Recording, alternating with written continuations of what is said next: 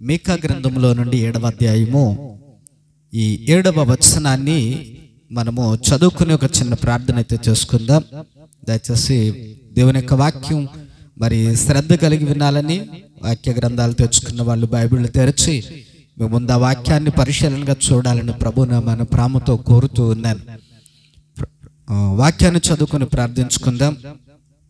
అయినను యెహోవా కొరకు నేను ఎదురు చూచుదను, రక్షణకర్తయగు నా దేవుని కొరకు నేను కనిపెట్టి ఉందును. నా దేవుడు నా ప్రార్థన ఆలకించును. చిన్న ప్రార్థన చేసుకుందాం. పరిశుద్ధుడు మహోన్నతుడు కృపయు కనికరములు కలిగిన మా ప్రియ పరలోకపు తండ్రి, సకల ఆశీర్వాదాలకు కారణభూతుడైన మా ప్రియ ప్రభువా, మీ పరిశుద్ధమైన గణడానికి వేల కొలది వందనాలు చెల్లించి ప్రార్థిస్తూ ఉన్నాము. ఈ రాత్రి వేళనైనా మా అందరినీ కూడా ఎంతగానో ప్రేమించి ఈ బలిష్టమైన బాహుల క్రింద అయితే కాసి కాపాడి సంరక్షించి ఈ రీతిగా మీ నామాన్ని స్తుతించి గణపరచుకోవడానికి మహిమపరచుకోవడానికి మీ పాదములేదు కూర్చుని నైనా కొన్ని విషయాలు మేము చక్కగా ఆత్మీయంగా బలపడేటట్టు నేర్చుకోవడానికి మీరు మాకు ఇచ్చిన మంచి తరుణాన్ని బట్టి అవకాశాన్ని బట్టి మేము మీకు కృతజ్ఞతాస్తుతులు స్తోత్రాలు చెల్లించి ప్రార్థిస్తున్నాం. బాబు నాయనా, ఇదిగో వచ్చిన బిడ్డలందరితో మీరు మాట్లాడండి. మా అందరినీ కూడా ఆత్మీయంగా బలపరచమని, ఏ విధమైన దురాత్మ శక్తులు, శాతాను శక్తులు, అపవిత్రాత్మలు, ఇంకా ఏ విధమైనటువంటి నిద్రపుచ్చు ఆత్మలు, ఇంకా అలాంటివి ఏమి కూడా ఇక్కడ పనిచేయకుండా అవన్నీ యేసుక్రీస్తు నామములో దూరపరచి బాబు ఇక్కడ మీ ఆత్మ సంచారం మా మధ్య ఉంచి మాతో మాట్లాడి మమ్మల్ని బలపరచమని యేసు ప్రభు యొక్క శక్తి కలిగిన నామంలో ప్రార్థన చేస్తూ ఉన్నాను మా తండ్రి, ఆమేన్. ప్రియ దేవుని పిల్లలారా, కొద్ది నిమిషాలు దేవుని యొక్క వాక్య గ్రంథంలో నుండి మనము ఈ మాటలు నేర్చుకుందాం. బహుశా ఈ వాక్యాన్ని మనం చాలా మార్లు విన్నాము అనేటువంటి ఫీలింగ్ మీలో కలగవచ్చు. చాలా మార్లు పాస్టర్ గారు మీరు వాక్యాన్ని చెప్పున్నారు అని ఒకవేళ మీలో మీరు ఒకవేళ బహుశా అనుకుని ఉండొచ్చు. పిల్లరా, ఎన్నిసార్లు అయినా మనము దేవుని యొక్క వాక్యాన్ని ధ్యానించాలి. ఎన్నిసార్లు అయినా అందులో ఉండేటువంటి అనేకమైనటువంటి సత్యాలను మనము తెలుసుకోవాలి. ఎన్ని మార్లైనా దేవుని యొక్క వాక్యాన్ని వినాలి. ఆ వాక్య ప్రకారంగా మన జీవితాన్ని సరిచూసుకోవాలి. ఇక్కడ విషయాన్ని మనం బాగా గమనించినప్పుడు మీకా ప్రవక్త చాలా విలువైనటువంటి మంచి సందేశాన్ని అయితే ఈ రాత్రి మనకి అందిస్తూ ఉన్నారు. మనసు పెట్టి వింటే అదేంటా సందేశం అనేటువంటిది మనకి క్లియర్గా అర్థమవుతుంది. పిల్లరా, ఇక్కడ వాక్యంలో భక్తుడైనటువంటి మీకా ప్రవక్త ఏమని చెప్తున్నాడనంటే, అయినను యెహోవా కొరకు నేను ఎదురు చూచెదను అని అంటాడు. అయినను అన్నాడు అని అంటే అంతకుముందు ఏదో జరిగిందన్నమాట. అయినను అంటే అంతకుముందు ఏదో జరిగింది. అసలు ఆ జరిగింది ఏం జరిగింది? అసలు ఏ సంఘటన జరిగితే భక్తుడైనటువంటి యొక్క మీకా ప్రవక్త అయినా కానీ నేను దేవుని కొరకు ఎదురు చూస్తాను అని ఎందుకని అంతలాగా ఖచ్చితంగా ఆ వాక్యాన్ని చెప్తూ ఉన్నాడు? ఒకసారి మనం ఆలోచన చేయగలిగితే, మీకా ప్రవక్త ఈ వాక్యం చెప్పడానికి ముందు జరిగినటువంటి సంగతులను మనం ఒకసారి జ్ఞాపకం చేసుకోగలిగితే ప్రదేశాన్ని విడలేరా, అసలు ఈ భూమి లేదా ఈ దేశమంతా కూడా ఎట్లా ఉంది, అసలు మనుషుల యొక్క ప్రవర్తన, అసలు మనుషుల యొక్క మనస్తత్వాలు, మనుషుల యొక్క ఉద్దేశాలు, వారు జీవించే జీవిత విధానం, వారి యొక్క జీవన శైలి, అసలు వారి యొక్క సంపాదన, వారి బ్రతుకు, ఇవన్నీ కూడా దేవుడు ఆకాశం అందుండి చూశాడు. పిల్లలు గమనించండి, ఇవన్నీ కూడా చూస్తున్నాడు దేవుడు. కాబట్టి ఇలాంటి పరిస్థితుల్లో మనుషులు దేవునికి ఎట్లా కనబడతా ఉన్నారు, అసలు ఎట్లా కనబడతా ఉన్నారు దేవునికి అని అంటే, వాక్యంలో మనం 7వ అధ్యాయంలోనే మొదటి నుంచి కూడా మనం చదువుకుంటా వెళితే కొన్ని విషయాల్లో ఈ 2వ వచనంలో నుండి కూడా కింద విషయాలు మనం అలా చదువుకుంటా వెళితే అక్కడ మనుషుల యొక్క ప్రవర్తన గురించి దేవుడు మాట్లాడతాడు. దేశంలో ఎవరు కనబడట్లేదట? భక్తులు కనిపించట్లేదట, యథార్థవంతులు కనిపించట్లేదట, నీతివంతులు కనిపించట్లేదట, న్యాయంగా ప్రవర్తించే వాళ్ళు కనిపించట్లేదట, న్యాయంగా సంపాదించే వాళ్ళు కనిపించట్లేదట, న్యాయంగా మాట్లాడేవాళ్ళు అలా ప్రవర్తించే వాళ్ళు కనిపించట్లేదట. అసలు భూమి మీద మనుషులను తేరి చూచినప్పుడు పుల్లరా ఎవరు కనబడతా ఉన్నారు అని అంటే అక్రమకారులు, లంచగొండ్లు, ఏమండి కీడు చేసేవారు, మోసం చేసేటువంటి వారు, భయంకరమైనటువంటి ప్రమాదాలను కలిగించేవారు, నమ్మించి కవ్వించి మోసం చేసేటువంటి వారు, ఇట్లాగా వీళ్ళందరూ కనబడుతున్నారట. కాబట్టి ఈ మీకా ప్రవక్త 7వ అధ్యాయంలో వారి జాబితాను గురించి మాట్లాడుతూ వచ్చాడు. ఇక్కడ ఏమండి లంచం పుచ్చుకునే వారు ఉన్నారు, న్యాయాన్ని మార్చేసే వాళ్ళు ఉన్నారు, అన్యాయస్తులు ఉన్నారు, కీడు చేసేవాళ్ళు ఉన్నారు, చాలా భయంకరమైనటువంటి ఆలోచనలు ఆలోచించేవారు ఉన్నారు, అక్రమకారులు ఉన్నారు, చాలా దుర్భాషలు మాట్లాడేవారు ఉన్నారు. కాబట్టి ప్రపంచమంతా కూడా ఏమైపోతా ఉంది అని అంటే భక్తిహీనతలోనికి వెళ్ళిపోతా ఉంది. దేశంలో భక్తులు లేరు, ఒక్కడును కూడా లేడని చెప్తున్నాడు. ఇదే విషయాన్ని యేసు ప్రభువు కూడా క్రొత్త నిబంధనలో మనం ఆలోచన చేసినప్పుడు అందరిలోనూ భ్రమ చల్లారిపోతుంది అని చెప్పాడు, విశ్వాసం చల్లారిపోతుందని చెప్పాడు. దేశంలో భక్తులు కనిపించుకోకుండా పోతూ ఉన్నారు, నశించిపోతున్నారు, దిగజారిపోతూ ఉన్నారని చెప్పాడు.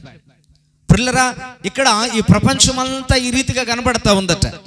ఏ మనుషులు చూసినా అక్రమకారులుగా కనబడతా ఉన్నారు, ఏ మనుషులు చూసినా దుర్భాషలు మాట్లాడే వాళ్ళగా కనబడతా ఉన్నారు, అన్యాయస్తులుగా కనబడతా ఉన్నారు, లంచాలు పుచ్చుకునే వారిగా కనబడతా ఉన్నారు, న్యాయాన్ని అన్యాయంగా, అన్యాయాన్ని న్యాయంగా మార్చేసేటువంటి వాళ్ళు కనబడతా ఉన్నారు. పుర్లరా ఆఖరికి ఆలోచన చేస్తే కింద వరకు వెళ్ళిపోతే దేవుని బిడ్డలారా వాక్యంలో కొన్ని విషయాలు మనకు కనబడతా ఉంటే స్నేహితులు నమ్మదగిన వాళ్ళు కాదు, పక్కలో ఉన్న భార్య నమ్మదగిన వాడు నమ్మదగింది కాదు, పక్కనున్న భర్త నమ్మదగిన వాళ్ళు కాదు. కాబట్టి మనుషుల్లో ఏ మనుషుడు కూడా అంత నమ్మకంగా దేవుని కనబడట్లేదట. పిల్లరా భక్తి ఉంటే భయం ఉంటుంది, భయము భక్తి ఉంటే అయ్యో దేవుడు చూస్తున్నాడు కదా, మనం యథార్థంగా ప్రవర్తించకపోతే పొద్దున్న దేవుని యొక్క న్యాయ తీర్పులో నిలబడతాం, ఆయన న్యాయ తీర్పులో నిలబడాల్సిన పరిస్థితి వచ్చినప్పుడు దేవుడు మనల్ని శిక్షిస్తాడేమో, మనం చేసినటువంటి తప్పుడు పనుల నిమిత్తమై, నేరాల నిమిత్తమై ఆయన ఒకవేళ మనల్ని ప్రశ్నిస్తాడేమో, ఆనాడు మనం దేవుని ఎదుట దోషిగా నిలబడాలేమనేటువంటి భయం కలుగుద్దు. పుర్లరా అయితే మనుషులందరిలోనూ కూడా ఏం కలుగుతూ ఉందనంటే భయం కలగట్లేదు, కానీ భక్తిహీనత కలుగుతూ ఉందట. రోజు రోజుకి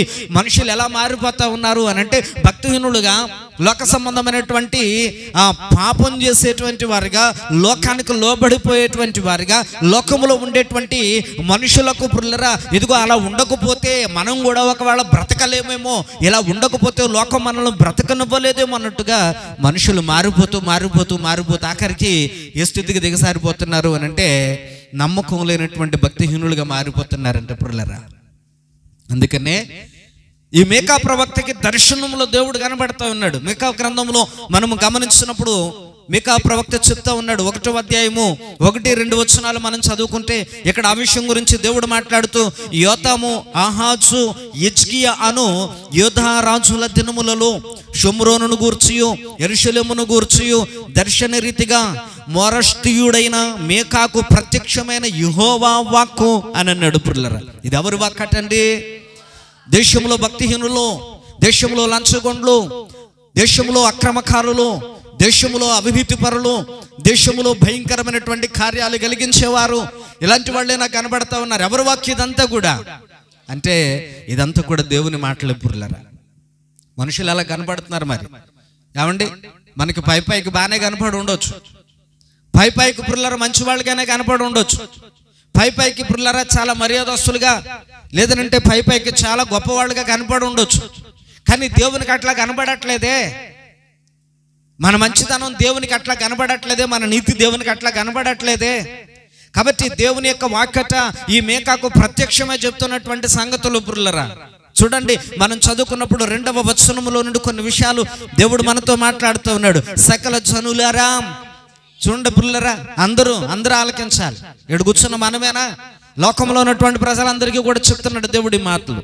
ఏమని అనంటే సకల జనులారా, భూమి మీద ఉన్నటువంటి ప్రజలందరితో దేవుడు మాట్లాడుతున్నాడు. చూడండి ఇంకా ఎవరితో అంటే సకల జనులారా ఆలకించుడి, భూమి నీవును నీలోనున్న సమస్తమును చెవియొగ్గి వినడి, ప్రభువగు యెహోవా మీ మీద సాక్ష్యము పలకబోవచ్చు అన్నాడు.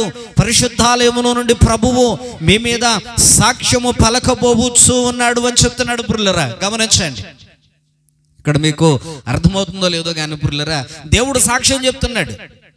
ఎవరి గురించి అంటే సకల జనుల గురించి, భూమి మీద ఉండేటువంటి ప్రజలందరూ గురించి దేవుడు సాక్ష్యం చెప్తున్నాడు. ఏమని సాక్ష్యం చెప్తున్నాడు అని అంటే ప్రియులారా, అందుకనే కదా యేసు ప్రభుని అడుగుతున్నారట చాలా మంది, ప్రభా మమ్మల్ని తీసుకెళ్ళవా ఏంటి పరలోక రాజ్యం, మేము కూడా సిద్ధపడిపోయి ఉన్నాం, నువ్వు వస్తావని రెడీగా ఉన్నాం, మేము కూడా నీ రాజ్యం కొరకు ఎదురు చూస్తూ ఉన్నాం, మేము ప్రార్థించే వాళ్ళమే, మేము కూడా భక్తి చేసినటువంటి వాళ్ళమే, మమ్మల్ని కూడా తీసుకెళ్ళి ఆయన పరలోక రాజ్యం అని అంటారంట ప్రియులారా. అప్పుడు యేసు ప్రభు చెప్తున్నాడు ఏమని అని అంటే, మీరెవరు నాకు తెలియదు. చెప్పండి, మీరెవరు నాకు, ఎందుకని వాళ్ళు ఎలా కనపడ్డారు దేవునికి, చెప్పండి ఎలా కనపడ్డారు దేవునికి అని అంటే, అక్రమము అని అన్నాడు, అన్యాయము అన్నాడు, వారిలో ఏమి లేదు అని అంటే భక్తి లేదు, వారిలో ఏమి లేదు యథార్థత లేదు, వారిలో ఏమి లేదు నీతి లేదు, దేవుని ఎడల భయము లేదు, దేవుడు అంటే అంత గౌరవం లేదు, మర్యాద లేదు, ఆయనకి ఇవ్వాల్సినటువంటి ఘనతను ఇవ్వలేనటువంటి దీనహీన స్థితిలోనికి వెళ్ళిపోయారు ప్రజలు ప్రియులారా. అయితే దేవుడు అందరికి కావాలి, దేవుడు అందరికీ భూమి మీద బతికినంత కాలం కూడా దేవుడు అందరికి కావాలి. ఎందుకనంటే ఈ భూమి మీద బతుకున్నంత కాలం మనకి ఏ అవసరాలు ఉంటాయి, ఆ అవసరాలు మరి దేవుడే తీర్చాలి. ఎన్నో అనారోగ్యాలు వస్తాయి, జబ్బులు, రకరకాలైనటువంటి వ్యాధులు, రోగాలు వస్తాయి, వాటి నుండి కూడా దేవుడే మనల్ని కాపాడాలి. కాబట్టి దేవుడు అవసరం భూమి మీద బతికినంత కాలం ఉంది, ఆ తర్వాత అవసరం లేదు మనుషులకి అని అంటే, ఆ తర్వాతే ఎక్కువ అవసరం, ఆ తర్వాతే ఎక్కువ అవసరం ప్రియులారా మనుషులకి. కానీ అది మనుషులు గ్రహించలేకపోతున్నారట. మనుషులు ఎట్లా ఉన్నారు భూమి మీద అని అంటే, దేవుని దగ్గరకు వచ్చి వెళ్ళడం మనుషులు ఎట్లా కనబడుతూ ఉన్నారు అని అంటే, అవసరాల కొలది, అక్కరల కొలది దేవుని దగ్గరకు వచ్చి వెళ్ళే వారుగా కనబడుతున్నారు తప్ప, పరలోక రాజ్యానికి వెళ్ళి అంత భక్తి చేద్దాం అన్నంత నమ్మకస్తులు భూమి మీద దేవునికి కనిపించట్లేదట. అందుకని వాక్యంలో దేవుడు సాక్ష్యం చెప్తున్నాడు అన్నమాట. మీకా ప్రవక్తకి దేవుడు దర్శన రీతిగా వచ్చి సాక్ష్యం చెప్తున్నాడట. అందరికీ చెప్పే మాట, జనులందరితో మాట్లాడి వెళ్ళి నేను చెప్పానని నా మాటగా చెప్పు, యెహోవా వాక్కు అని చెప్పు, నిన్ను సృష్టించి, నిన్ను పుట్టించి, నిన్ను పోషించి, నిన్ను రక్షించి, ఇప్పటి వరకు కూడా ఇదిగో నువ్వు నరకానికి పోకోకుండా నిత్య రాజ్యానికి తీసుకుని వెళ్ళాలని దినమెల్ల నీ కొరకు 2 చేతులు చాచి ఉంచినటువంటి నీ దేవుడు మాట్లాడుతూ ఉన్నాడని చెప్పు ప్రజలందరితో. ఏమని అనంటే, మీరు న్యాయంగా లేరని చెప్పు, యథార్థవంతులుగా లేరని చెప్పు, లంచగొండ్లుగా ఉన్నారు మీరు, బూతులు మాట్లాడేవారుగా ఉన్నారు మీరు, దుర్భాషలు మాట్లాడేవారుగా ఉన్నారు మీరు, చాలా భయంకరమైనటువంటి ప్రవర్తన కలిగి ఉన్నారు, దేవునికి విరోధమైనటువంటి కార్యాలు కలిగి ఉన్నారు, కాబట్టి ఇవన్నీ కూడా మీలో ఉన్నాయి, సరి చేసుకోండి అని చెప్పు అని అన్నాడు పిల్లరా. ఈ మాటలన్నీ బట్టుకెళ్ళి ఇప్పుడు ప్రజలకు చెప్పడం మొదలెట్టారు. నీలో తప్పు ఉందంటే ప్రజలు ఒప్పుకుంటారా మరి? అమ్మ చెప్పండి, అమ్మా నీలో తప్పు ఉంది, ఎలాగా నీలో ఈ పాపం ఉంది అని అంటే ఒప్పుకుంటారా? ఒప్పుకోరు. ఇప్పుడు దేవుని పిల్లలు అలాగే వెళ్ళిపోతూ ఉంటారు. కాబట్టి దేవుని యొక్క వాక్యం దేవుడు ఏమని మాట్లాడుతూ ఉన్నాడు అని అంటే పిల్లరా, ప్రజలకి ఈ వాక్యాలు చెప్పమంటే ఈ ప్రజలు అంగీకరించే స్థితిలో లేరు, ఒప్పుకునే స్థితిలో లేరు, వారి పాపాలను కడుగుకొని విడిచిపెట్టే స్థితిలో కనబడట్లేదు పిల్లరా. ఒకవేళ ఎవరికైనా అమ్మ ఇది తప్పు బాబు, ఇది ఇలా లోపం ఉంది కాబట్టి ఇలా నువ్వు సరి చేసుకోవాలి, ఇది దేవునికి ఇష్టం లేని పని అట, దేవుని దగ్గరికి రాకపోవడం అనేటువంటిది నేరం అంట, కాబట్టి దేవుని దగ్గరికి రావాలి, దేవుని దగ్గరకు వచ్చి దేవుడిని ఆరాధించాలి, దేవుడిచ్చే దీవుని పోగొట్టుకోకూడదు, ఇంత గొప్ప రక్షణ నిర్లక్ష్యం చేయకూడదని దైవజనులు వచ్చి చెప్తా ఉంటే పిల్లరా, ప్రజలకు ఏమైనా ఇష్టమవుతుందండి?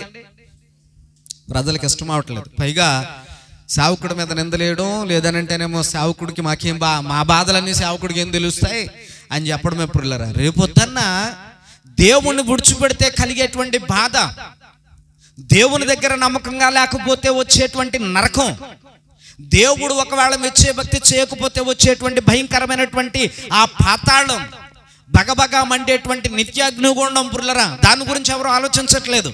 తాత్కాలికంగా ఇప్పుడు ముందుకు వెళ్ళిపోతే సరిపోద్ది, తాత్కాలికంగా ఇలా ముందుకు వెళ్ళిపోతూ ఉంటే సరిపోద్ది పుర్లరా. మరి రేపు పొద్దున్న వచ్చేటువంటి నిత్య నరకంలోనికి ఒకవేళ మనం వెళ్ళిపోతే మనం అనుకుంటాం పుర్లరా, ఈ మాత్రం భక్తి సరిపోద్దా పరలోక రాజ్యానికి వెళ్ళడానికి అని? సరిపోద్దా ఈ భక్తి?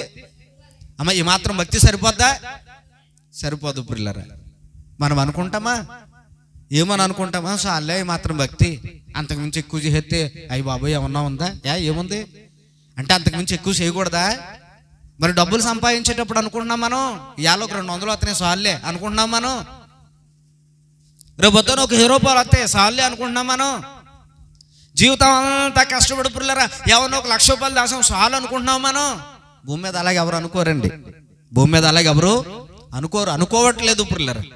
ఎంత గొప్ప వాళ్ళైనా ఇంకా అంతకంతకు కోటాను కోట్లు లక్షల కోట్లు సంపాదించిన వాడు కూడా ఇంకా ఏదో సంపాదించేయాలని, భూమి మీద నుండి ఎక్కడెక్కడికో ఎగిరేయాలని, అంతరిక్షంలో ఉన్నది కూడా సాధించేయాలని, అది కూడా సొంతం చేసేసుకోవాలని, భూమి మీద ఉన్న మనుషులందరూ నా అంత ధనవంతులు లేరని చెప్పుకోవాలని, ఇలా మనిషి దేనికో దానికి తపన పడుతూనే ఉన్నాడు. కానీ అయ్యో రేపు పొద్దున ఒకవేళ నేను కనుక పోతే, ఒకవేళ నేను ఆత్మానుసారంగా ఎక్కడికి వెళ్తాననేటువంటి భయం మనుషుల్లో కలగట్లేదు పిల్లరా. అందుకనే ఇక్కడ ఈ మనుషులందరూ అలా కనపడతా ఉంటే దేవునికి ఈ మేకా ప్రవక్తతో చెప్తున్నాడు, అయ్యో ఈ మనుషులందరూ కూడా భక్తిహీనులైపోతున్నారు, లంచగొండ్లైపోతున్నారు, వీళ్ళందరూ కూడా నమ్మకం లేని వారు, మోసం చేసేవారు అయిపోతున్నారు.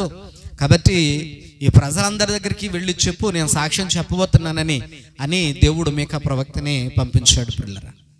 మేకా ప్రవక్త వెళ్ళి ప్రజలందరితో మాట్లాడుతున్నాడు. అయ్యో మనము దేవునికి కోపం పుట్టించే పనులు చేసేలా కనబడుతున్నామట. దేవుడు దర్శనరీతిగా నాకు వచ్చి ఈ మాటలు చెప్పాడు. కాబట్టి మన ప్రవర్తన మార్చుకోవాలి, మన ఆలోచనలు బుద్ధులు మార్చుకోవాలి, మన ప్రవర్తన మన విధానం మార్చుకోకపోతే కనుక ఒకవేళ దేవుడు మనల్ని శిక్షిస్తాడైనా రేపొద్దున్న దేవుని దగ్గర మనం లెక్క అప్పగించాల్సి ఉంటుంది అని ఈ మేకా ప్రవక్త వెళ్ళి చెప్తా ఉంటే, మేకా ప్రవక్త మాట ఎవరికి లెక్కలేదే. ఈ దైవజనుడు ఎంత గొంతు దించుకుని చెప్పినా ప్రజలకి బురకెక్కట్లేదే.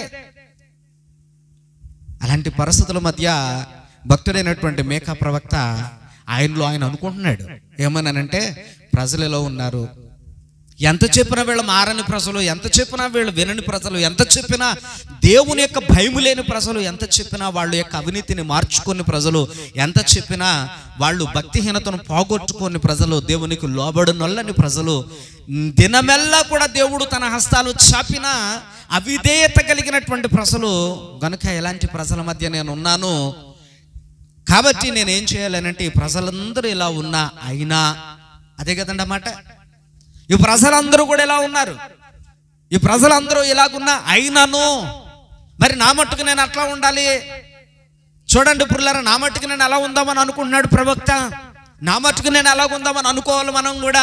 ఈ రోజు మనకి దేవుని యొక్క వాక్యం ద్వారా దేవుడు మనకి ఏం బోధించబోతున్నాడు అని అంటే, నీ కళ్ళ ముందు కూడా లోకంలో చాలా మంది అక్రమకారులు, బూతులు మాట్లాడేవాళ్ళు, చాలా భయంకరమైనటువంటి అన్యాయస్తులు, యథార్థం లేనటువంటి వారు, అబద్ధాలు మాట్లాడేటువంటి వారు, మోసాలు చేసేటువంటి వారు నీ కంటికి కనిపించినప్పుడు నువ్వు వాళ్ళకలా మారిపోకూడదని చెప్తున్నాడు ఇక్కడ. నువ్వు అలా మారిపోకూడదు, వాళ్ళని చూసి వ్యసనపడకూడదు. నువ్వు అరే వీళ్ళందరూ ఎలాగున్నారు, వీళ్ళే బాగున్నారు అని వాళ్ళ మీద నువ్వు అలాగ అనుకోకూడదు. పుల్లర్ ఆలోచన చేయండి. ఎందుకనంటే ఒకవేళ భూమి మీద వాళ్ళు బాగున్నా నిత్య నరకం నుండి అయితే మాత్రం వారు తప్పించుకోవడం సాధ్యం కాదు. భూమి మీద ఎంతో బాగున్న ధనవంతుడు తప్పించుకోగలిగాడా అమ్మా చెప్పండి? భూమి మీద ఎంతో భోగభాగ్యాలు సుఖభోగాలు అనుభవించినటువంటి ధనవంతుడు నిత్య పరలోక రాజ్యానికి వెళ్ళలేకపోయాడు, పైగా నిత్య నరకాన్ని తప్పించుకోలేకపోయాడు. పుల్లరా బాగుంటారు, వాళ్ళే బాగుంటారని దేవుని యొక్క వాక్యంలో దేవుడు మాట్లాడుతూ ఉన్నాడు కూడా. కాబట్టి అలాంటి వాళ్ళు ఎదురైనప్పుడు మనం అనుకోకూడదంటే, ఏమన్నానంటే వీళ్ళే బాగున్నారా బాబు, వీళ్ళే బాగుంటున్నారు కూడా నన్ను అనుకోకూడదంటే పుల్లరా. అన్యాయస్తులు ఎదురైనా, అక్రమకారులు ఎదురైనా, ఎంత అవినీతి పరులు ఎదురైనా, ఎంత భయంకరమైనటువంటి దుర్భాషలు మాట్లాడే వాళ్ళు ఎదురైనా, ఎలాంటి అన్యాయస్తులు మోసగాండ్రు ఎదురైనా పుల్లరా, లోకంలో మన చుట్టూ ఉన్నటువంటి ప్రజలు ఒకవేళ అట్లాంటి వాళ్ళు అని ఒకవేళ మన మనసుకు అనిపించినా, అలాంటి వారి మధ్య బ్రతుకుతున్నాం కాబట్టి దేవుని బిడ్డలైనటువంటి మనము అలాంటి వారి మధ్య బ్రతుకుతూ మరింత జాగ్రత్త పడాలని చెప్తున్నాడు. ఈయన జాగ్రత్త పడుతున్నాడు అండి. అట్లాగా మేకా ప్రవక్త ఏం చేస్తున్నాడు ఆయన? అరే జాగ్రత్త పడుతున్నాడు ఆయన. చుట్టూ ఎటు చూసినా భక్తులేం కనబడట్లేదు, ఈయనతో కలిసి ప్రార్థించే వాళ్ళు కనబడట్లేదు, ఈయనతో కలిసి ఆరాధించే వాళ్ళు కనబడట్లేదు, దేవుని మందిరానికి వెళదామంటే ఆసక్తి కనిపించట్లేదు, దేవుని మందిరంలో ఆరాధన చేద్దామంటే ఆసక్తిగా వచ్చేవాళ్ళు కనిపించట్లేదు. కాబట్టి ఎక్కడ చూసినా ఈయనకి ఎవరు కనబడతా ఉన్నారు అని అంటే, ఓ ప్రక్కన పుల్లరా యథార్థవంతులు కనబడట్లేదు, నీతిమంతులు కనబడట్లేదు, న్యాయవంతులు కనబడట్లేదు. మరి వీళ్ళందరూ ఎలా కనబడుతున్నారు అని అంటే పుల్లరా, లంచగొండ్లుగా కనబడుతున్నారు, భక్తిహీనులుగా కనబడుతున్నారు, న్యాయాన్ని అలాగేలా తిప్పేసి పిల్లరా అన్యాయం మార్చేసేటువంటి వాళ్ళగా కనబడుతూ ఉన్నారు. ఇలాగా ఈ వాక్యంలో మనం చదువుకుంటే 7వ అధ్యాయంలో పుల్లరా మొదటి 6 వచనాలు కూడా ఏ చెప్తున్నాడు పుల్లరా, భార్యలు అలాగే ఉన్నారు, భర్తలు అలాగే ఉన్నారు, పిల్లలు అలాగే ఉన్నారు, తండ్రులు అలాగే ఉన్నారట కదండి. అలాగే ఉన్నారా? ఆఖరి వచనం వరకు గొడవ అని చదువుకుంటే అందరూ అలాగే ఉన్నారట. చూడండి పుల్లరా, కొన్ని విషయాలు మనము ఆలోచన చేస్తే ఇక్కడ ఏమని వ్రాయబడింది అంటే కిందన ఆఖరి వచనంలో అంటే 6వ వచనంలో కుమారుడు తండ్రిని నిర్లక్ష్య పెట్టుచున్నాడు, కుమార్తె తల్లి మీదకి, కోడలు అత్త మీదకి లేచెదరు, ఎవరి ఇంటి వారు వారికే విరోధులగుదురు. అలాగే ఉందా ఈ లోకం ఇప్పుడు? మా లోకం అలాగే ఉంది కదా ఇప్పుడు. దేవుడు చెప్పినవన్నీ నిజాలే. దేవుడు ఎప్పుడు నిజాలే చెప్తాడు, ఆయన ఎప్పుడు వాస్తవాలే చెప్తాడు ఆయన. కాబట్టి లోకం అంతా కూడా అలాగే ఉంది పురులరా. లోకం అంతా అట్లా ఉంది కనుకనే ఇక్కడ భక్తుడైనటువంటి ఈ యొక్క మీకా భక్తుడు పురులరు గమనించండి. భక్తిహీనుల మధ్య భక్తుడు, ఏమండి అన్యాయస్తుల మధ్య న్యాయవంతుడు, యథార్థత లేనటువంటి వారి మధ్య యథార్థత కలిగినటువంటి వాడు యథార్థపరుడు, లంచము పుచ్చుకొను అధికారుల మధ్య పురులరా యథార్థంగా నీతిగా జీవించాలనుకునేటువంటి వాడు పురులరు. ఎంత కష్టమండి అమ్మ చెప్పండి, ఎంత కష్టమండి? చాలా కష్టం పురులరు. గమనించండి. మీరు ఎప్పుడైనా గమనించారో లేదో, ఎప్పుడైనా ఏదైనా ఒక 10 మంది కలిశారనుకోండి, 10 మంది కూడా ఒకే రకమైనటువంటి తత్వం కలిగినటువంటి వాళ్ళు అయితేనే కలుస్తారండి. వాళ్ళలో కూడా అలాంటి వాళ్ళని కలుపుకుంటారండి. అంతేనా? బాగా గమనించండి. మనం అందరం ప్రార్థన చేద్దామమ్మా రండి అని అంటే ప్రార్థన చేసేవాళ్ళు గుంపులో కలుపుతారా? ఒక తాగుబోతాడు చూడండి పురులారా, ఆ తాగుబోతుడు ఎక్కడైనా ఆ 10 మంది తాగుబోతులు ఆటోమేటిక్గా కలిపేసుకుంటారండి. ఆడి దగ్గర డబ్బులు లేకపోయినా ఏం తాకపోయినా ఆడి బ్యాచ్లో ఆటోమేటిక్గా కలిపేసుకుంటారు పిల్లరా. మరి అదే ప్రార్థన చేసేటువంటి వాళ్ళు గుంపులో కలుస్తారండి ఎవరైనా? అమ్మ కాసేపు ప్రార్థన పెట్టుకుందాం, నా పనులు అవుతాయి లేదండి అయ్యారు, చాలా పనులు ఉన్నాయండి బాబు, కాసేపు అక్కడ కూర్చుని సొల్లుకోరు చెప్పుకుందాం, వస్తావేటమ్మా, ఉండు పనులన్నీ వస్తాను త్వరగా, దానికైతే వస్తానండి మాత్రం లేట్ లేకుండా చెప్పేస్తామా. అమ్మా ప్రార్థన చేసుకుందాం, కాసేపు ఖాళీ చేసుకుందండి అంటే మాత్రం మనుషులకి తీరికే. మరి ఎక్కడున్నారు భక్తులు చెప్పండి? ఇప్పుడు ఎక్కడున్నారు చెప్పండి భక్తులు పుల్లరే? కాబట్టి అలాంటి వారి మధ్య ఉన్నాడట, అలాంటి వారి మధ్య మనం కూడా ఉన్నామట. ఈ రోజున దేవుని యొక్క వాక్యంలో దేవుడు అదే చెప్తున్నాడు. ఇక్కడ ఈ వాక్యంలో మనం చదువుకుంటే ఇలాంటివి అన్ని కుటుంబాల్లో కనబడుతున్నాయి పుల్లరా, అన్ని కుటుంబాల్లోనే కనబడుతున్నాయి. కనబడట్లేదండి? బిడ్డలే తల్లిదండ్రులకు విరోధనట, కుమారుడు తండ్రిని నిర్లక్ష్య పెడుతున్నాడట. ఎంతమంది తల్లిదండ్రులను ఏడిపించేటువంటి బిడ్డలు బయలుదేరతలేదండి ఇప్పుడున్న జనరేషన్ అంతా కూడా తల్లిదండ్రులను ఏడిపించే బ్యాచ్ కదండి. ఇప్పుడున్న జనరేషన్ మొత్తం అంతా కూడా తల్లిదండ్రుల్ని ఏడిపించే బ్యాచే. ఆడు ఫోన్ అట్టుకుంటే అమ్మ అన్నం తినరా ఆ మాట వినబడదు, నాన్నోరే ఒకసారి అలాగే వెళ్ళరారా బయటికి చిన్న పని చెప్తున్నాను ఆ నాన్న మాట వినబడదు. పిల్లలు గమనించండి. చెప్పి ఆయన చేసుకోవాలా, చెప్పి ఈవిడే ప్రతివాని బిళ్ళ అన్నం కలుపుకొని వచ్చే ఆ ఫోన్ చూసేటువంటి బిడ్డకు తినిపించుకోవాలి. ఎంత భయంకరమైనటువంటి విషయం అండి. జనరేషన్ ఎటుపోతుందండి. ఇదిగో వాక్యములో దేవుడు చెప్తున్నాడు, అలాంటి వారు ఉన్నటువంటి ప్రాంతంలో, అలాంటి వారు ఉన్న ప్రపంచంలో మనం కూడా బ్రతుకుతూ ఉన్నాము. అమ్మ మనం కూడా బ్రతుకుతున్నాం. ఒకసారి మనుషులందరినీ పరిశీలనగా చూస్తే, మనుషులందరినీ కనిపెట్టి చూస్తే మనుషుల్లో ఏ ఒక్కరిలోనూ కూడా నమ్మకత్వం కనబడట్లేదు. ఇటు దేవునికి నమ్మకం ఉండలేకపోతున్నాం, అటు లోకంలో కుటుంబంలో ఉన్నటువంటి వాళ్ళకి నమ్మకం ఉండలేకపోతున్నాం. భర్త భార్యకి నమ్మకంగా లేదట, భార్య భర్తకి నమ్మకంగా లేడట. అట్లాగే పిల్లల తల్లిదండ్రులు బిడ్డలకి నమ్మకంగా లేరట, ఎవరు నమ్మకస్తులు లేరట, భక్తిపరులు లేరట, యథార్థపరులు లేరట. ఇలాంటి ప్రజలు ఉన్నటువంటి వారి మధ్య మనం భక్తిగా బ్రతకాలనంటే చాలా కష్టం. ఎందుకనంటే పిల్లల అందరూ వాళ్ళే అనుకోండి, మనల్ని చాలా హేళనగాను తక్కువగాను చూస్తారు. అయినా కానట ఓర్చుకోవాలంట, సహించుకోవాలంట, దేవుని కొరకు ఎదురు చూడాలట. అలాగే నేను ఉంటాను అని తీర్మానించుకున్నాడు. ఈ రాత్రి మనం ఉండగలమా మరి? అమ్మా ఉండగలమా మరి? ఉండగలమా అంటే ఉండాలి, ఉంటేనే భక్తి. ఉండకపోతే భక్తి లేదు, పరలోక రాజ్యము లేదు పిల్లరా. ఉండకపోతే భక్తి లేదు, ఉండకపోతే పరలోక రాజ్యం కూడా లేదు. కాబట్టి ఇలా ఉండాలి. నీకు పరలోక రాజ్యం కావాలి అని అంటే కష్టపడాలి. మరి భూమి మీద నీతి కొరకు కష్టపడాలి, యథార్థత కొరకు కష్టపడాలి, పాపం అంటనుకోకుండా చాలా జాగ్రత్తగా పొదుపుగా భూమి మీద బతకాలి. ఆచితూచి ఆలోచించి మాట్లాడాలి, ఆచితూచి అడుగులు వేయాలి. మనం స్నేహం చేసే వారితో, లేదనంటే మనము ఎవరితో స్నేహం చేస్తున్నాం, ఇవన్నీ కూడా పరిశీలన చేసుకున్నప్పుడులరా మన భక్తి జీవితాన్ని పాడు చేసేవాళ్ళ, లేదనంటే మన భక్తి జీవితాన్ని నాశనం చేసేవాళ్ళ, మన ఆత్మీయ జీవితాన్ని దిగజార్చేవాళ్ళ, లేదనంటే దేవునికి వెళ్ళకోకుండా అడ్డగించేవాళ్ళ, మనల్ని ఏ విధంగానైనా ఒకవేళ దేవుని దగ్గరికి వెళ్ళకోకుండా మన ఆత్మీయ జీవితాన్ని ఒకవేళ అయినా పాడు చేసేవాళ్ళ పరిశీలన చేసుకోవాలి. పురులరా గమనించండి. అందుకనే యోహాను పత్రికలో, మొదటి యోహాను పత్రికలో 5వ అధ్యాయంలో చెప్తాడు, మీరు అందరినీ నమ్మకండి, ఆయా ఆత్మలో నమ్మక, దేవుని సంబంధమైన ఆత్మలో కావో పరిశీలన చేసుకుని నమ్మండి అన్నాడు. ఇప్పుడు ప్రార్థన చేసే వాళ్ళతో మనం సహవాసం చేసామనుకోండి, మన గురించి వాళ్ళు ప్రార్థన చేస్తారు, వాళ్ళ గురించి మనం ప్రార్థన చేస్తాం, వాళ్ళు మనం కలిసి ప్రార్థనలో భక్తిగా కొనసాగుతాం.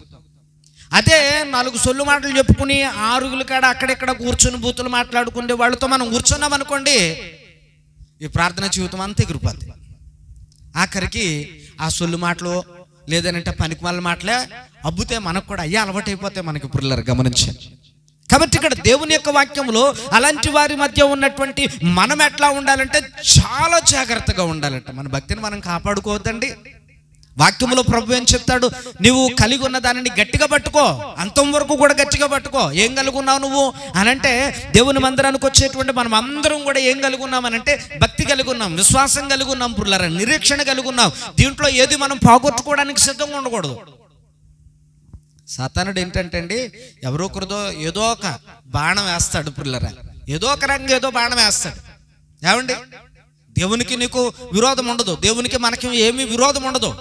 కానీ ఎవరో ఒకరితో ఏదో మాట అనిపిస్తాడు పుర్లారా, అబ్బే నేను వెళ్ళను ప్రార్థనకి, నేను అక్కడికి వెళ్ళను, నేను దేవుని దగ్గరికి వెళ్ళను అని అంటే దేవునికి నీకు కోపం లేదే.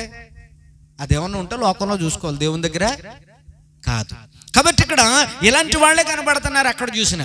కాబట్టి ఇక్కడ వాక్యంలో భక్తుడైనటువంటి మీకా ప్రవక్త అందుకనే చెప్తున్నాడు, ఈ 7వ అధ్యాయం 7వ వచనములో మీకా గ్రంథంలో, అయినను యెహోవా కొరకు నేను ఎదురు చూచెదను, రక్షణకర్తయగు నా దేవుని కొరకు నేను కనిపెట్టుకొనందును, నా దేవుడు నా ప్రార్థన ఆలకిస్తాడని నేను నమ్ముతున్నాను అని చెప్తున్నాడు పిల్లరా. ఈ నవరాత్రి దేవుడు రక్షణకర్తయగు దేవుడట. దేవునికి స్తోత్రం, హల్లెలూయా.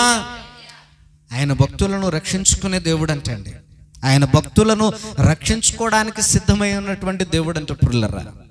కాబట్టి ఒక రోజున దేవుడు భూమి మీదకి వచ్చి ఆయన పిల్లరా భక్తులు ఎవరో, భక్తిహీనులు ఎవరు ఎట్లాంటి వారో, ఎవరెవరి జాతకాలు ఏంటో ఇవన్నీ కూడా తేల్చడానికి ఒక రోజున యేసు ప్రభు రాబోతున్నాడు పిల్లరా. ఆ రోజున ఈ రోజున ఒకవేళ ఈ రోజున మనం భక్తిగా ఉండి సిగ్గుపడవచ్చు, బాధపడవచ్చు.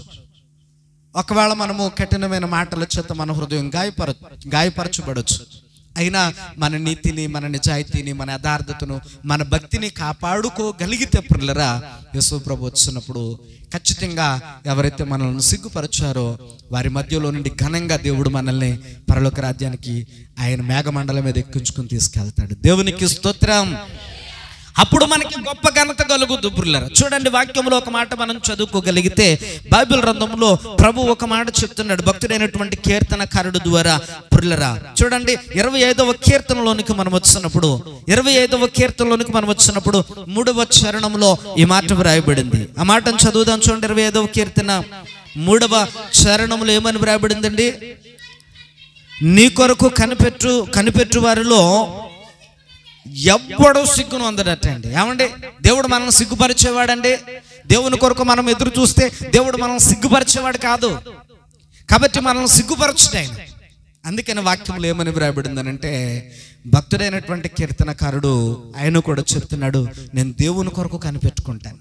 మీకా ప్రవక్త అంటాడు, నేను దేవుని కొరకు కనిపెట్టుకుంటాను. మనుషులు సిగ్గుపరిచిన దేవుడు సిగ్గుపరిచేవాడు, మనుషులు మోసం చేసిన దేవుడు మోసం చేసేవాడు, మనుషులు అన్యాయం చేసిన దేవుడు అన్యాయస్తుడు కాదు. కనుక నేను ఆయన నమ్ముకుంటే ఏనాటికైనా మరలా తిరిగి పుల్లరా నన్ను ఆయన ఘనపరుస్తాడు, నన్ను ఘనముగా ఆయన పరలోక రాజ్యానికి తీసుకువెళ్తాడు, కనుక నేను సిగ్గుపడను అని చెప్తున్నాడు పుల్లరా. ఇంకో విషయం ఏంటంటే, ఇలాంటి వాళ్ళ మధ్య బ్రతకాలంటే చాలా ధైర్యం కూడా కావాలండి.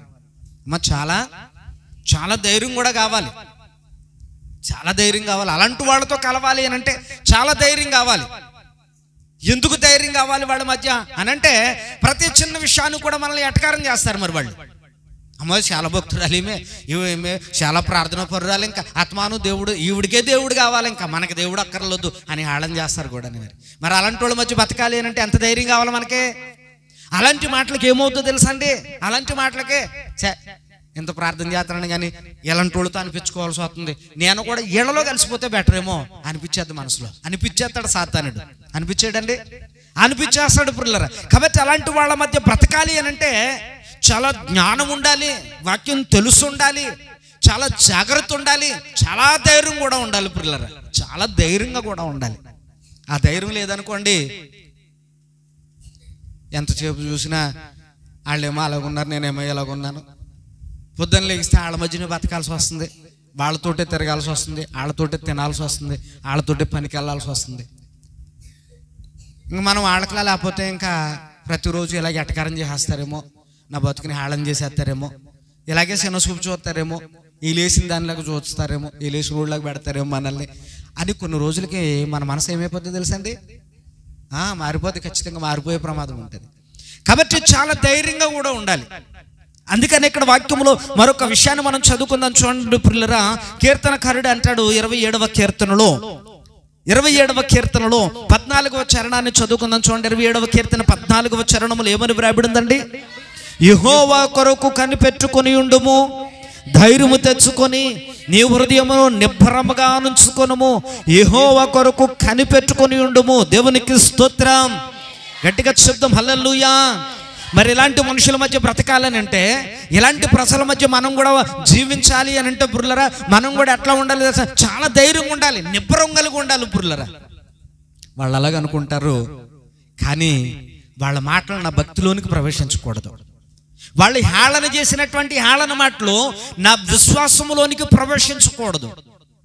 వాళ్ళు చేసినటువంటి ఆ తప్పుడు మాటలు ఏవైతే ఉన్నాయో, నన్ను వెలివేసినట్టుగా చూసేటువంటి చూపులు ఏవైతే ఉన్నాయో, నా ఆత్మీయ జీవితంలోనికి ప్రవేశించకూడదు. ప్రవేశించకుండా ఉండాలి అని అంటే వాళ్ళు మాట్లాడి మన పనులు మానేయాలి, వాళ్ళ మాట్లాడి మన ప్రార్థన మందే, వాళ్ళ మాటలు వాళ్ళే, మన భక్తి మందే, వాళ్ళ ప్రవర్తనే మనం జాగ్రత్తగా ఉండాల్సినటువంటి జాగ్రత్త మన జాగ్రత్త పుర్లరా. అలా ఉండకపోతేనట్టండి ఈ లోకం అంతా కూడా నట్టు పుర్లరా మనల్ని కూడా కలుషితం చేసి వాళ్ళలో కలిపేసుకుంటుందట. ఏం చేస్తా అండి? కలుషితం చేసి కలిపేసుకుంటుందట కదండి. దేవుని యొక్క వాక్యములో దేవుడే చెప్తున్నాడు, దేవుని బిడ్డలారా, దోపుడు సొమ్ము చేసేటువంటి వాళ్ళతో నీతిమంతుడు పిలిచి రండి మనం దోపుడు సొమ్ము పంచుకుందామంటారట, దోచుకోవడానికి వెళదామంటారట, బాగా సంపాదించుకోవడానికి వెళ్దాం రండి అంటారంట. కానీ మనము ఏం చేయాలో తెలుసండి? వాక్యంలో దేవుడు అంటాడు, నీతిమంతునకు కలిగినది కొంచెమైనను చాలా తండ్రి పుర్లరా, సమృద్ధి అంట. కాబట్టి మనము దేవుని యొక్క వాక్య లేఖనాల్లో ప్రభు చెప్తున్నాడు, భక్తుడైనటువంటి మేకా ప్రవక్త అంటున్నాడు, ప్రభా మనుషులందరూ ఎలా ఉంటారని నువ్వు చెప్పావు, నేను వెళ్ళి చూస్తే తీరా అలాగే ఉన్నారు, వీళ్ళ మధ్య నేను ఎలా ఉండాలో ఈరోజు నాకు చాలా ఆశ్చర్యం అవుతా ఉంది, ఆలోచనలు వస్తూ ఉన్నాయి. అప్పుడు నేను గమనించుకున్నది ఏంటంటే, అయినను సరే వాళ్ళు ఎలాగున్నా సరే నేను మాత్రం నీ కొరకు కనిపెట్టుకుంటాను, నీ కొరకు ఎదురు చూస్తాను, నా ప్రార్థన ఆలకిస్తావు, నువ్వు నన్ను రక్షిస్తావు. నేనేమి సిగ్గుపడను, వాళ్ళ సిగ్గుపరిచినంత మాత్రాన, పాడు చేసినంత మాత్రాన నేను సిగ్గుపడి పాడైపోయేదేమీ లేదు. ఒకరోజు నువ్వు నా తల ఎత్తుతావు, నన్ను పరలోక రాజ్యానికి తీసుకుని ఘనముగా తీసుకుని వెళతావు. అలాంటి వారి మధ్య నన్ను నీవు ఘనపరుస్తావు కనుక నేను నీ కొరకు కనిపెట్టుకుంటాను ప్రభువా అని భక్తుడు ప్రార్థన చేస్తూ దేవుని కొరకు ఎదురు చూస్తున్నాడట. అలాంటి మనుషుల మధ్య బ్రతకాలి అంటే మనకు కూడా ఈ రాత్రి బోధిస్తున్నాడు. మనం కూడా అలాంటి వాళ్ళ మధ్య ఉన్నాం. పొద్దున్న లెగిస్తే మన చెవుల నిండా మంచి మాటలు ఏమి వినబడవు. ఈదొట్టుకుని వెళ్తూ ఉంటుంటే ఎవరు కూడా దేవుని బిడ్డలారా ఇదిగో ఎంత మంచిగా ఏం కనపడరు. ఈదొట్టుకుని మనం ఆ ఈదుల్లో వెళ్ళిపోతూ ఉంటే ప్రపంచంలో ఎక్కడికి వెళ్ళినప్పుడు ఇలాంటి ప్రజలు కనపడుతూ ఉంటారు. చెడ్డ మాటలన్నా వినబడతా ఉంటాయి, మన హృదయానికి కష్టం కలిగించే మాటలు వినబడుతూ ఉంటాయి, బాధ కలిగించే మాటలు వినబడుతూ ఉంటాయి, మన యొక్క ఆత్మీయ జీవితాన్ని చల్లారిపోయేటట్టు చేసేటువంటి మాటలు వినబడుతూ ఉంటాయి, దేవునికి దూరం చేసే మాటలు వినబడుతూ ఉంటాయి. అయినా కానీ మన హృదయంలో ధైర్యం తెచ్చుకుని దేవుడు ఉన్నాడు, నేను దేవుని బిడ్డని, దేవుడిని నమ్ముకున్నాను, నేను దేవుని కొరకు ఎదురు చూసే బిడ్డని, ఆయనతో సాగిపోదామని నిరీక్షణలో ఉన్న బిడ్డని, నా విశ్వాసాన్ని నేను కాపాడుకోవాలి. మనుషులు అలాగే ఉంటారు కాబట్టి ఇదిగో అలాంటి వాళ్ళ మధ్య, అలాంటి మనుషుల మధ్య నా ఆత్మీయ జీవితాన్ని నిందలేనటువంటి వ్యక్తిగా నా బ్రతుకును కొనసాగించాలని మనలను మనమట నిబ్బరం తెచ్చుకొని, బలం తెచ్చుకొని, ధైర్యం తెచ్చుకొని మనం దేవుని కొరకు బ్రతకాలట. దేవునికి స్తోత్రం. ఈ రాత్రి వేళ పిల్లరా ఆ విషయాలన్నీ భక్తుడు చెప్తున్నాడు. మరి కష్టమే కదండి అట్లాగా? అలాంటి మనుషుల మధ్య బ్రతకడం కష్టమా కాదా చెప్పండి? ప్రతిరోజు ఓ 10 మంది త్రాగుబోతులతో కలిసి ఒక భక్తి చేసేవాడు, ఒక ప్రార్థన చేసేవాడు, ఒక ఆత్మీయంగా బ్రతికేటువంటి వాడు, వాళ్ళతో ప్రతిరోజు పనులకు వెళ్ళి వాళ్ళు కూర్చున్న చోట వాళ్ళు తాగేది చూస్తూ, వాళ్ళు తినేది చూస్తూ, వాళ్ళు మాట్లాడుకుంటే మాటలు చూస్తూ వాళ్ళ మధ్యలో ఉంటూ పని చేయాలంటే ఎంత కష్టమండి అతనికి. వినకూడని మాటలు వింటూ వాళ్ళతో పని చేయాలంటే, వెళ్ళకూడని చోటకు వాళ్ళు వెళ్ళినప్పుడు వాళ్ళతో కూర్చుని వెళ్ళి అక్కడ కూర్చోవాలి అని అంటే, వాళ్ళ తాగేది తాగుతూ ఉన్నప్పుడు అలా చూస్తూ ఎంత కష్టమండి మనిషికి. చాలా కష్టం పిల్లలు. ఎందుకనంటే కొంతకాలానికి ఈ వ్యక్తి కూడా అలా మారిపోయే ప్రమాదం ఉంది. మారిపోకర్లేదు, వాళ్ళే మార్చేసేటువంటి చాలా చాలా ప్రమాదం ఉంది. కాబట్టి పిల్లరా, పొద్దున్న లెగిస్తే మనం అలాంటి మాటలు మాట్లాడే వాళ్ళ మధ్య బ్రతుకుతున్నాం, అలాంటి మనుషుల మధ్య మనం జీవిస్తున్నాం. బాగా గమనించాలి. భక్తుడైనటువంటి యోబు సంగతి ఆలోచించారా? భక్తుని గురించి దేవుడు అంటాడు, ఇదిగో యోబు నోటి మాట ద్వారానే నేను తప్పు చేయలేదట. కొంతమందికి ఊత పదాల కింద వచ్చేస్తారు. దేవుణ్ణి నమ్ముకుని కూడా టక్కును బూతాడేస్తారు, పొరపాటుగా మాట్లాడేస్తారు. పిల్లరా, తెలుసు వాళ్ళకు కూడా, కానీ అది అంత తప్పు తెలుసండి. దేవుని వాక్యాన్ని మాట్లాడుతూ, దేవుని వాక్యాన్ని వింటూ, దేవుని గురించి తెలుసుండి, ప్రార్థన చేస్తుండి, చప్పట్లు కొట్టుండి, దేవుని మందిరంలో చక్కగా ఆరాధన చేస్తుండి కూడా, పిల్లరా, మనం దేవుని గురించి తెలుసుండి కూడా ఆ సమయంలో ఆవేశపూరితంగా మాట్లాడి నాలుకను అదుపు కూడా చేసుకోలేనటువంటి పరిస్థితి అయితే మనలో ఎంత భక్తిహీనత చోటు చేసుకుందో కదా. ఏమండి, ఎంత జాగ్రత్తగా కాపాడుకోవాలి నోటిని, ఎంత జాగ్రత్తగా కాపాడుకోవాలి విశ్వాసాన్ని. పుల్లరా, పొరపాటుగా చిన్న మాట మాట్లాడినా విశ్వాసానికి పెద్ద మచ్చ వచ్చి తీరద్ది. చిన్న మాట మాట్లాడినా అది తప్పే కనుక, ఆ పాపమే కనుక, పాపంలో వచ్చే జీతం మనల్ని ఆ మరణం వెంటాడుతూనే ఉంటుంది. కాబట్టి వాక్యంలో దేవుడు చెప్తున్నాడు, పిల్లరా, ఆవేశపూరితంగా కొన్ని మార్లు మనం మాట్లాడేసాం కదా అని అనుకుంటే కుదరదండి. దానికి కూడా దేవుని దగ్గర ఏం చెప్పాలి? లెక్క చెప్పాలి. అడుగుతాడు రేపు పొద్దున్న, ఏ ప్రార్థన తెలుసు కదా నీకు, వాక్యం తెలుసు కదా నీకు, ఎన్ని మార్లు దేవుని యొక్క వాక్యాన్ని విన్నావు, ఎన్ని మార్లు వాక్యాన్ని బోధించగా విన్నావు, నోరు కాసుకోవాలని తెలియదా నీకు, ఆ వాక్యం తెలుసా నీకు, తెలియదా అని అడుగుతాడు. తెలుసు ప్రభువా, మరి ఎందుకు కాసుకోలేదు, దానికి శిక్ష అనుభవించాల్సిందే ఖచ్చితంగా. దేవుని బిడ్డలారా, మనం ఆలోచన చేస్తే బైబిల్ గ్రంథంలో దేవుని బిడ్డలారా, దేవుని యొక్క పరిశుద్ధ లేఖనాల్లో భక్తుడైనటువంటి మోషేని దేవుడు పిలుచుకున్నాడండి. భక్తుడైన మోషేని దేవుడు పిలుచుకున్నాడు.